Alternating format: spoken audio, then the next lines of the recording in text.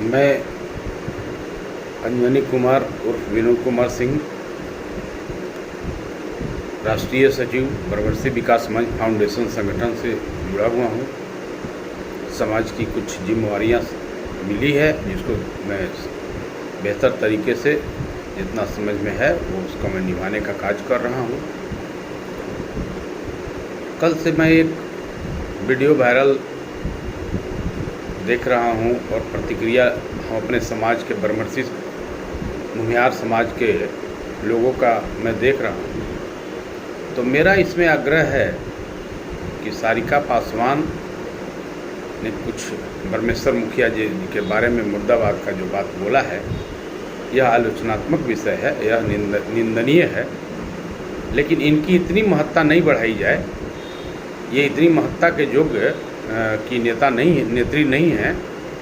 और इनका जो राजद रहा है, तो बरमेश्वर मुखिया जी के समय में राजद के जो सुप्रीमो लालू प्रसाद यादव जी हैं, वही परमेश्वर मुखिया जी को संरक्षण दिया करते थे और कहते थे कि हरिजनों का जो भी है से इस तरह का नरसंहार करवाइए, वो सब करवाइए।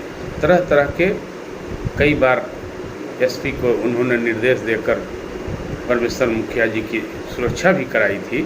यह उनको सारिका जी को पता नहीं है कि लालू जी भी उस अभियान के बैक सदस्य रहे थे जो बरमेश्वर मुखिया से करवाने का कार्य किया करते थे। लेकिन मेरा यह कहना है कि आप जिस राजद संगठन से जुड़े हुए हैं, उसका चरित्र भी सारी दुनिया को पता है और बरमेश्वर मुखिया जी का भी चरित्र सारी दुनिया को पता है। बरमेश्वर मुखिया जी कोई भूमिहार समाज के नेता नहीं थे, वो किसान नेता थे। उन्होंने किसान का एक संगठन बनाया था। किसान में केवल भूमिहार नहीं आते हैं, करीब करीब हिंदू के सारी जाति के लोग आते हैं। हर समाज के लोगों का उन्होंने मदद किया था, कल्याण किया था। हाँ, विरोध किसका किया? वह उग्रवादी संगठन जो लोगों का अहित करता था, चलता था, ज़मीन दखल करता था, लाइसेंसी हथियार घर से उठवा के मंगाता था, हत्याएं करता था, दिन दहाड़े लूट कर मचाता था।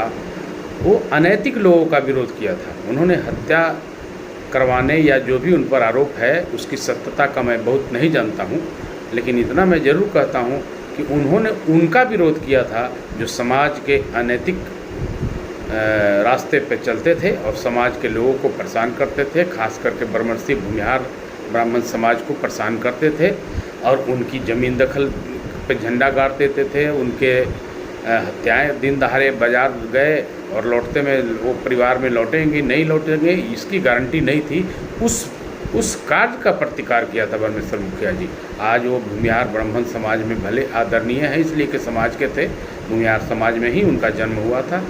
आज भूमिहार समाज उनके प्रति सराहनीय कार्य का आज एहसान चुका रहा है। उनका नाम लेकर के, उनकी जयकारा बोल करके, उनकी जयंती मना करके, उनको याद करके, यह सही बात है कि समाज में आज बिहार में जो भी शांति स्थापित हुआ है उसमें बहुत बड़ा योगदान देके उन्होंने अपना बलिदान दिया है समाज के लिए। यह बहुत बड़ी बात है। तो सारिका जी यह भी समझिए, मैं एक छोटा व्यक्ति हूँ, ग्राम मीठापुर, वर्तमान IIT अम्हारा बिहटा थाना है मेरा, पटना ज़िला का रहने वाला हूँ। पासवान समाज से आप हैं, मैं पासवान समाज के, मेरा परिवार, मेरा पिताजी वगैरह पासवान समाज के लोगों को इतनी मदद किया हूँ कि पहले हलवा ही चलता था। हमारे लोग हम लोग के यहाँ खेती बाड़ी में सहयोग किया करते थे। तो उस समय का 3000 बीघा कट्ठा खेत बिका करता था। उस समय में 30,000, 20,000, 6,000, 8,000 कई पासवान समाज के और अन्य समाज के लोगों का मैं छूट दे दिया कि नहीं तुमसे वसूल हो रहा है तो जाओ, माफ़ किया। और वो लोग आज सुखी हैं। हमारे शादी विवाह में वो लोग खुद फ़ोन करके आते हैं और मेरे यहाँ कार्य करते हैं।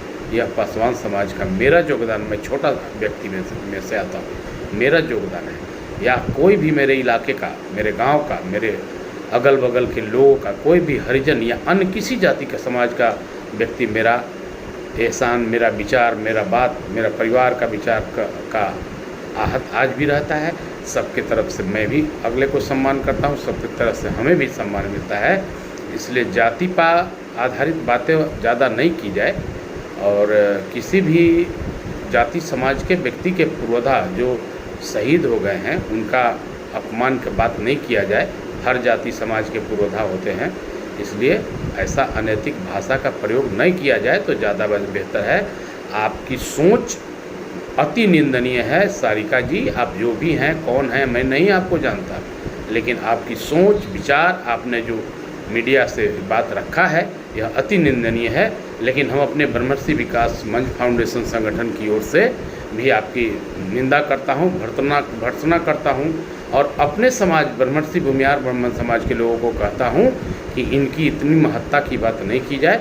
यह बहुत बेहतर इनका चरित्र का समाज में बिहार में नाम नहीं है सारिका जी का कि बहुत बेहतर चरित्र की नेत्री हैं और इसके लिए इनको बहुत कुछ नहीं करना चाहिए। और राजद में अगर कुछ मेरिट वगैरह है तो ऐसे नेत्री को तो बाहर निकालना चाहिए अगर ऐसा है तो। इसी कारण है कि कई वर्षों से इनका सरकार नहीं बन पा रहा है। अब जिस समाज के वो हैं, लालू यादव का भी चरित्र रहा है कि वो अपने परिवार तक सीमित रहे। अपने पत्नी को मुख्यमंत्री बनाया, अपने बेटा को उप मुख्यमंत्री बनाया, अपने एक और बेटा को उन्होंने स्वास्थ्य मंत्री बनाया, बस अपने परिवार तक। बेटी को सांसद बनवाया, मैंने अपने परिवार तक ही सीमित हैं। यादव समाज के लिए उन्होंने कुछ नहीं किया है। यादव समाज या अन्य किसी जाति, अन्य जाति पासवान समाज या और अन्य जाति जितने हरिजन गिरिजन समाज के लोग हैं, हमारे समाज के हर जाति हिंदू जाति से, हिंदू धर्म से जो आते हैं, उसके लिए उन्होंने कुछ नहीं किया है। बस वो अपने परिवार तक ही सीमित रखे हैं। आज भी पार्टी में जिसको भी वो बड़ी महत्ता दे रहे हैं, बड़ी पद देना चाहते हैं, वो उनके परिवार के सदस्य हैं। भले ही अच्छे पढ़े लिखे, अच्छे चरित्र, अच्छे संस्कार के नहीं हैं, फिर भी उन्होंने अपने परिवार तक ही इस पार्टी का कार्य को सीमित रखा है। बहुत अच्छे लोग भी जुड़े, लेकिन सबको पीछे करके, सबको हटा के भगा के, राम कृपाल जी भी आए थे उन्हीं की पार्टी से। आज भाजपा उनको कई बार सांसद बनाया, सम्मान दिया। आज भूमिहार समाज उनको अति सम्मान देता है। आज भी हमारे पाटलिपुत्र के वो बहुत भूमिहार समाज में उनका प्रतिष्ठा है, मान है। तो हम लोग जाति विशेष का काम नहीं करते हैं, किसी जाति के अपमान का नहीं काम करते हैं। हाँ, लेकिन प्राथमिकता अपने भूमिहार ब्राह्मण जाति की रखते हैं कि इसकी भी हकबारी नहीं हो, इसकी भी कोई अपमान नहीं करे। ऐसा हम लोग का विचार है और इसी विचार के साथ समाज में शांति की कामना करते हैं, देश में शांति की कामना करते हैं, सभी जाति की विकास की कामना करते हैं, सभी जाति की संवर्धन समृद्धि की कामना करते हैं, सभी की सुखमय ज़िंदगी की कामना करते हैं। हम लोग जाति विशेष का काम नहीं करते हैं, लेकिन अपनी जाति का प्राथमिकता थोड़ा जरूर रखते हैं कि हमारी जाति का कोई हकबारी नहीं हो।